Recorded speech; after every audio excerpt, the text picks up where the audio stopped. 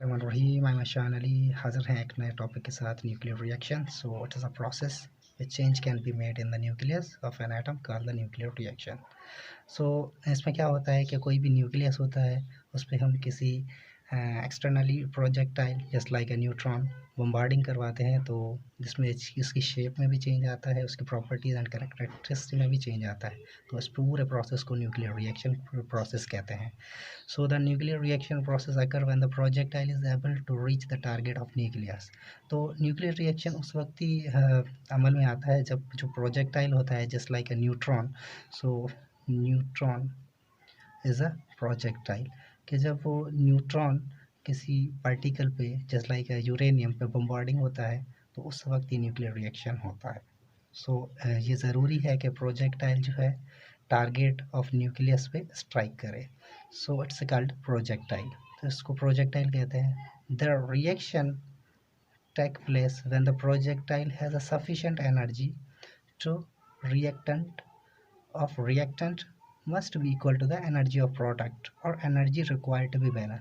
तो इसका मकसद ये है कि जो प्रोजेक्टाइल हम स्ट्राइक करवाते हैं किसी भी पार्टिकल पे, उस पार्टिकल की जो एनर्जी होनी चाहिए वो उसी जिस एलिमेंट पे हम स्ट्राइक करवा रहे हैं जैसे लाइक यूरेनियम पे, तो उस न्यूट्रॉन की जो एनर्जी होनी चाहिए वो या तो उस पार्टिकल के बराबर होनी चाहिए या उससे ज़्यादा होनी चाहिए न्यूक्लियर रिएक्शन के लिए। If these are not balanced or equation that condition reaction will not occur। तो अगर ऐसा नहीं होगा तो जो न्यूट्रॉन होगा उसकी जो एनर्जी होगी वो यूरेनियम से कम होगी, तो न्यूक्लियर रिएक्शन टेक प्लेस नहीं होगा, क्योंकि इसके इलेक्ट्रोस्टैटिक फोर्स को तोड़ने के लिए उसकी न्यूट्रॉन की फोर्स ज़्यादा होनी चाहिए। जब वो बम्बार्डिंग करेगा, किसी भी स्ट्राइक करेगा किसी भी पार्टिकल पे न्यूट्रॉन, तो उसकी एनर्जी ज़्यादा होगी तो उसके न्यूक्लियस को और इसके इलेक्ट्रोस्टैटिक फोर्स को ब्रेक कर सकेगा, अदरवाइज द रिएक्शन अकर नहीं होगा। सो लेते हैं एग्जांपल लेते हैं। Here is x, x is any particle just like uranium ले लें आप। सो ए इज़ अ पार्टिकल और प्रोजेक्टाइल, न्यूट्रॉन काउंट कर लेते हैं। For suppose neutron is a target on the uranium, so uranium में B changed into the new products। so y is here is a new product। y जो है जो outcome होगा हमारा रिएक्शन के बाद वो होगा, और b शो करती है पार्टिकल को कि जो हमारा प्रोजेक्टाइल था वो किस में चेंज हुआ after reaction. So after reaction it also produce the energy. So ये था हमारा न्यूक्लियर रिएक्शन कि x इज़ अ कंपोनेंट जिस पे हम टारगेट करवा रहे हैं, ए इज़ अ प्रोजेक्टाइल जो टारगेट कर रहा है उसके न्यूक्लियस को। उसके बाद जो क्या होता है कि न्यू प्रोडक्ट जनरेट हो रहा है, इसको कह रहे हैं वाई से रिप्रेजेंट कर रहे हैं। Y is a new product generated by the nuclear reaction. So B is a projectile and here is a Q which is energy released by the reaction। so इसके दो टाइप्स होते हैं nuclear reaction के, basically more important two topics होते हैं। Number one is fission reaction. So देखते हैं fission reaction में क्या होता है। अच्छा, तो देखते हैं फिजन रिएक्शन में क्या होता है। The fission reaction is a type of nuclear reaction.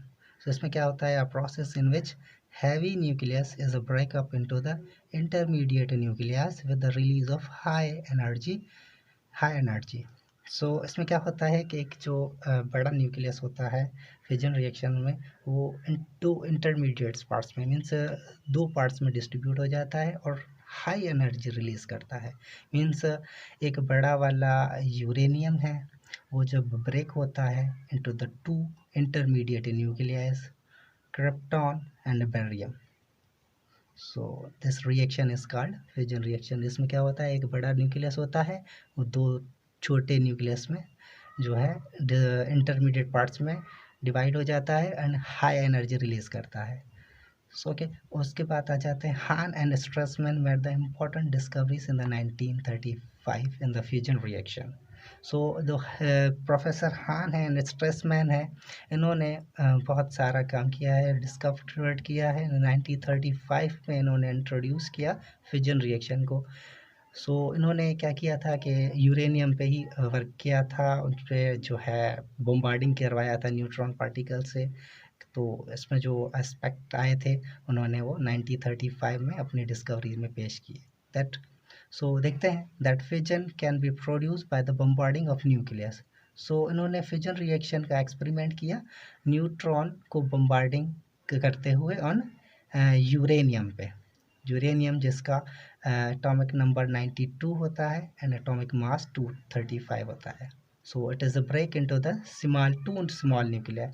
तो क्या हुआ था जब इन्होंने यूरेनियम पे जो है न्यूट्रॉन से बम्बार्डिंग किया तो यूरेनियम दो हिस्सों में तकसीम हो गया। उसको दिखाया गया है। So here is uranium bombarded by the one neutron के साथ बम्बार्डेड किया गया। उसके बाद क्या हुआ after reaction barium and krypton हमें मिला आफ्टर रिएक्शन एंड 3 न्यूट्रॉन्स भी मिले and high energy release in the form of temperature energy और टेम्परेचर रिसीव हुआ। तो इस रिएक्शन में इन्होंने क्या देखा कि जो है यूरेनियम पे जब इन्होंने न्यूट्रॉन से बम्बार्ड किया तो इसमें से बैरियम एंड क्रिप्टॉन दो पार्ट्स में डिस्ट्रीब्यूट हो गया और 3 न्यूट्रॉन्स मिले एंड हाई एनर्जी मिली in the form of temperature और हीट में मिली। सो क्या there are the some outcomes they are mention in the points. High energy can be release in the this process. तो fission में क्या होता है कि बहुत ज़्यादा एनर्जी रिलीज होती है। 3 neutron are placed in one fusion aboard reaction. तो इसमें बताया जाता है कि 3 neutrons are outcomes by this nuclear process. So the lots of energy release according to the Einstein's law of E is equal to mc square। इसमें क्या हुआ कि आफ्टर रिएक्शन बहुत ज़्यादा एनर्जी हासिल हुई सर आइंस्टाइन के लॉ के मुताबिक कि मास जो है एनर्जी में कन्वर्ट हो जाता है उस बेस्ड पे। So the last one point is the atomic bomb is based on the principle of nuclear fusion. जो हमारे पास आजकल डिफेंस सिस्टम में एटॉमिक बम होता है वो भी न्यूक्लियर फ्यूजन के रिएक्शन पे वर्क करता है, वर्किंग प्रिंसिपल पे वर्क करता है। सो ये इधर थोड़ा सा स्ट्रक्चर बनाया है कि यूरेनियम जो है here's behave like a parent nuclear.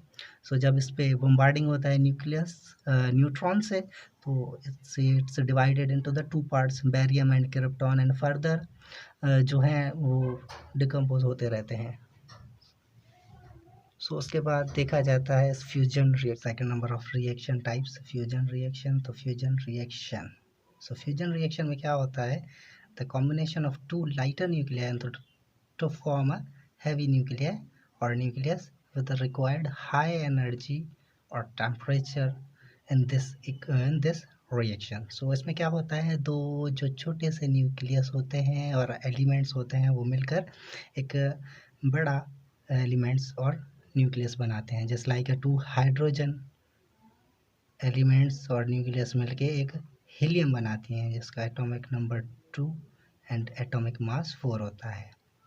सो इसमें एग्जांपल में दिया गया है 2 hydrogens nucleus are combine with they required the high temperature और energy to perform the fusion reaction. Fusion reaction में क्या होता है हमें बहुत ज़्यादा एनर्जी रिक्वायर होती है to form a heavier nucleus. तो क्या हो जाता है तो हाइड्रोजन मिलके और एक हीलियम बना देती हैं जिसमें high amount of energy required होती है। क्यों here is a represented for heat or high temperature। So in this process when 2 hydrogen atoms are combined with the required high energy or temperature to make this process में क्या होता है कि 2 hydrogen जब आपस में 2 न्यूक्लियस मिलते हैं तो इनको बहुत ज़्यादा एनर्जी रिक्वायर होती है, बहुत ज़्यादा एनर्जी रिक्वायर होती है in this process fusion reaction में। So in above reaction the liberated amount of energy is 5.49 mega electron volts. So जो इस प्रोसेस में रिक्वायर्ड होती है 5.49 मेगा इलेक्ट्रॉन वोल्ट्स रिक्वायर्ड होती है दिस रिएक्शन में। सो अगर ये एनर्जी नहीं होगी तो ये जो रिएक्शन है fusion reaction it can not be occur. So in such process 2 lighter nuclei to form a heavy one इसमें प्रोसेस में क्या होता है, जो मैंने अभी आपको बताया कि दो लाइटर न्यूक्लिया होते हैं वो कंबाइन होके एक हैवी न्यूक्लियस में कन्वर्ट हो जाते हैं। So that the work done against the electrostatic force. तो जो ये जो प्रोसेस होता है, जो इलेक्ट्रोस्टैटिक फोर्स जो होती है न्यूक्लियस की, उसके अगेंस्ट काम करता है। इसलिए ही इस रिएक्शन को अकर होने के लिए और हाई एनर्जी रिक्वायर्ड होती है, which are required a great deal of energy. So there is the some points which are main important points in the fusion reaction that it is not possible in standard laboratory। ये क्या होता है कि आम laboratories में ये reaction perform नहीं कर सकते हैं, बिकॉज मैंने आपको पहले ही बताया कि इसमें 5.4 mega electron highest temperature require होता है, तो इसलिए ये आम लेबोरेटरीज में परफॉर्म नहीं हो सकता है। So the energy obtained from sun and stars is due to the fusion reaction into the alpha particle. So जो सूरज में से और सितारों में से भी जो रोशनी और हीट रिसीव होती है, वो भी फ्यूजन रिएक्शन के प्रोसेस पे ही हमें मुहैया होती है। उसके बाद आता है लास्ट पॉइंट, तो hydrogen bomb are based on the principle of fusion reaction. जो हमारे पास डिफेंस में हाइड्रोजन बम होते हैं, वो भी जो बेस्ड होते हैं totally working on fusion reaction. So they are uncontrolled reaction। तो हाइड्रोजन बम जो होता है वो फ्यूजन रिएक्शन पे बेस करता है। ये जब तक ख़त्म नहीं हो जाता है एलिमेंट्स, तब तक ये धमाके होते रहते हैं। So this is a fusion reaction.